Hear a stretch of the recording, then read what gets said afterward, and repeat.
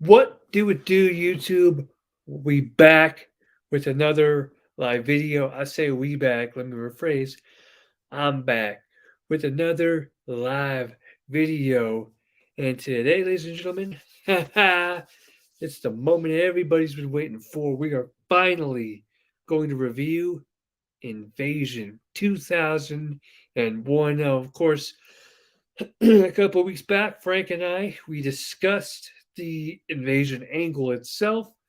And now today, we're here to discuss the invasion pay per view. Uh, and yeah, man. Um, Tomorrow, I will be live. What's wrong with this thing?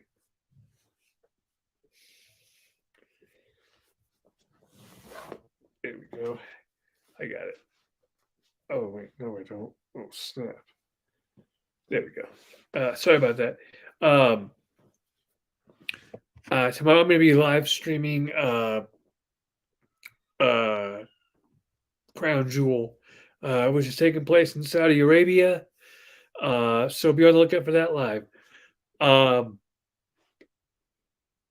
excuse me. If you're new to this YouTube channel, do me a favor. Hit that subscribe button down below. Smash that subscribe button. Like this video. Give this a thumbs up. Share the video with all your friends. Let them know that, hey, Retro Bros is live and all that good stuff. So before we get into the video, let me just share a link here that lets people know I'm live. Wrong link. That's the link. There we go. Where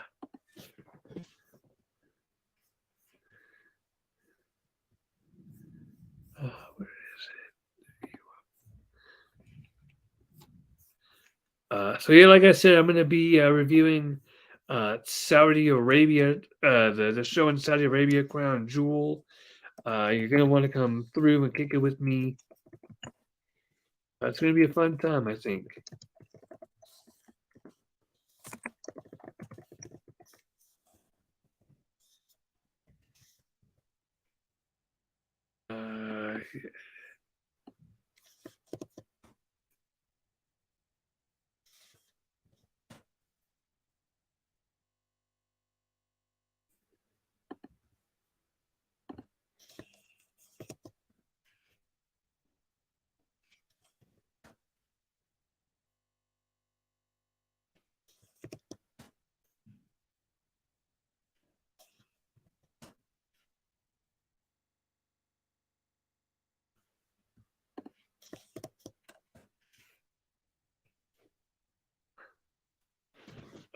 So, sorry about that. Just sharing the link with some people.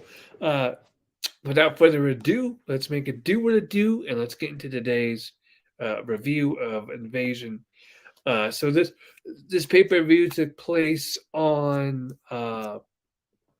July 22nd, 2001 in Cleveland, Ohio at the Grand Arena. There were 17,000 people, 17,019 people that were there live. And 770,000 people were there, were watching live. Of course, this is a big pay-per-view. It's the Alliance versus the WWF. The Alliance, of course, being WCW/ECW, because as Frank and I spoke about in our previous video about the invasion angle, they didn't have a lot of the big names for WCW. They didn't have Hogan. They didn't have Hall. They didn't have Nash. They didn't have Goldberg or Sting or Flair. So you had to work with what you had. They didn't have a lot. So they made do. So on the Heat match, Chavo Guerrero, representing WCW, defeated Scotty 2 Hotty. So all of these matches, I believe, on this card are WWF versus WCW, ECW matches, which was a very unique concept at that time. A lot of dream matches, a lot of dream match scenarios took place here. The first matchup on the card was Edge and Christian defeating Lance Storm and Mike Awesome. Lance and Mike were representing ECW. Edge and Christian were representing the WWF. Great match, great opening match. Edge was really coming into his own here, and they worked a very good opener. Yeah. The next match saw. Okay, here we go. A little fun match. Earl Hebner, the WWE or the WWF referee, defeating Nick Patrick, the WCW referee, and Mick Foley, since it was a WCW referee versus WWF referee, gotta have an impartial ref, right? So Mick Foley was a special guest referee, and man, as a match, this matchup was not great, but as an angle, as a fun little segment, it was awesome. It was funny. It was entertaining. It was great. It was very, very fun. Seeing all the referees getting involved and having a big referee brawl. It was what it was, and it served its purpose and did a good job. Next match was the APA representing the WWF. Excuse me, as they defeated Chuck Palumbo and Sean O'Hare of WCW.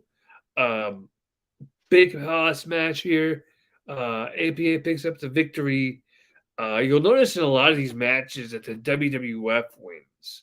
I know Chavo represented WCW, and he defeated Scotty, but I mean that was the heat match. This is the actual pay-per-view card, and actually, I'm looking at it. I would say it's about even, because the next matchup it was Billy Kidman defeating X Pac.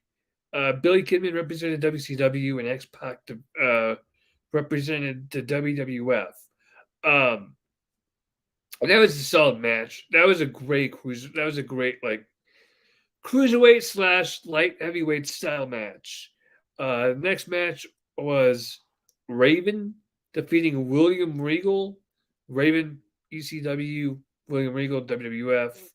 I believe this is where Rhino interfered, and no, Rhino didn't interfere. There was an interference here, I do believe. I can't remember who it was, but I do remember there was interference. Maybe it was it Taz that attacked Regal? Somebody attacked Regal. Let me know in the comments down below who it was, because I'm pretty confident somebody debuted and attacked Regal. And it wasn't Taz if it was a debut, but somebody came through. I'm trying to think who it could have been.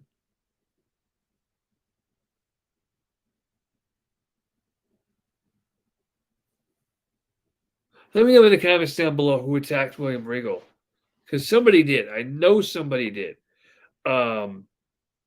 Next matchup was Chris Kanyon, Hugh Morris, and Sean Stasiak representing WCW, defeating Albert, the Big Show, and Billy Gunn in a 6-man tag. Albert, Big Show, and Billy Gunn representing the WWF. This was your standard 6-man tag. I mean, nothing too special, nothing to write home about, but it wasn't horrible. It was just kind of there to get these guys on the card.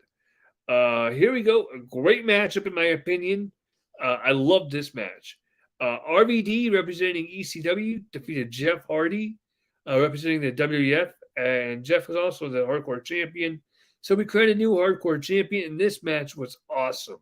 Just high-flying weaponry. It was awesome. It was fantastic. I love this match. This was great. Go out of your way and watch this match. Next matchup saw Trish Stratus and Lita representing the WWF, defeating Tori Wilson and Stacy Keibler, representing the WCW. And I gotta tell you, this matchup was notable for one thing, and it was notable for I think it was Trish saving Lita. Lita almost fell off of the stage as she was entering through the crowd. So yeah, that's about all you can say about this match. It was a tag team bra and panties match, and Stacy and Tori weren't, known for their in-ring work, but they were beautiful. It was 4 beautiful women in a bra and panties match. It was tantamount to what this time frame was of professional wrestling. Um, and then in the main event, Team WCW ECW, which was Booker T, Bubba Ray, Diamond Dallas Page, Devon, and Rhino, and they had Shane McMahon, Stephanie McMahon, and Paul Heyman in their corner, defeating Team WWF, which was Chris Jericho, Kane, Kurt Angle, Stone Cold Steve Austin, and The Undertaker with Vince McMahon in their corner. I don't even know if you could call this a tag team match, because the way it was layered out, it was like the Dudley Boys and Dudley Boys and Rhino versus Kane versus, the way it was laid out on the match card, it was very wonky. But it was a tag match and it was a brawl. That's all it was. It was a brawl. And it was a great brawl. Don't get it twisted. I loved it. It was phenomenal. It was fun, and it really could have gone either way. Both teams had great star power. Like I said, they didn't have Hogan, Hall, and Nash, and Goldberg and Sting, but they made do with what they had in Booker and Page and the Dudleys, and I think that was a very smart thing that they did, actually. Using the ECW guys to help the WCW guys beat the WWF guys, because the WWF guys drove both companies out of business. So, revenge, right? And that's what this was. And overall, I thought this was a great pay-per-view. I loved the I didn't love the pay-per-view. I said I love the pay-per-view. I didn't love it, but it was a great pay-per-view. It kept things going up until November, and it just, and now the next pay-per-view after this is SummerSlam 2001, and I'm pretty sure that was the next pay-per-view that Frank and I were going to review. So stay tuned to the YouTube channel in the community posts, because we're going to be doing a lot more posts asking you, the viewers, what you guys want us to review. We're going to leave it to you out there to let us know what you guys want us to do. So I know I'm solo dolo today. I know it's a short video. I'm going to be back tomorrow with the live watch along of Crown Jewel taking place in Saudi Arabia. So yeah, but until tomorrow, I'm CJ. I'm signing out. See you tomorrow.